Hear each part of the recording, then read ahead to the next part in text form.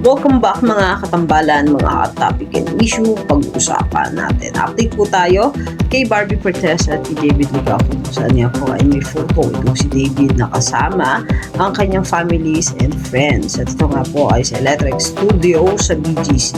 Makikita nga na nagkaroon ng pagkakataon na muling makabanding itong si David ng kanyang mga kaibigan at ang kanyang pamilya sa kabila ng business schedule dito. Samantalang si David naman po ay nasa Asia Pacific Regional Scout Jamboree at ito nga po ay sa December 14 and 21 at province of Zambales at si David nga po ay ang ambassador ng Boy Scout. Makikita naman yung ilang mga activity na ginagawa nitong si David kasama nga po yung mga Boy Scout. Talang si Barbie Fortesa naman po ay nagkaroon naman ng a day in a life of self-made ninang kung saan makita po itong si Barbie na naghahanap ng kanyang susuotin na damit upang mamili nga ng regalo.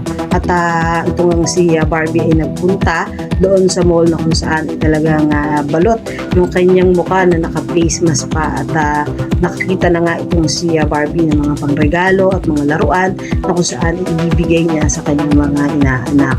Matapos naman yon ay uminom na itong si Barbie ng paborito niyang matcha at kumain sa restaurant na kung saan ibinahagi ni Barbie yung a day in my life niya as a nina na talaga namang napakaganda at very natural ng isang Barbie Fortesa.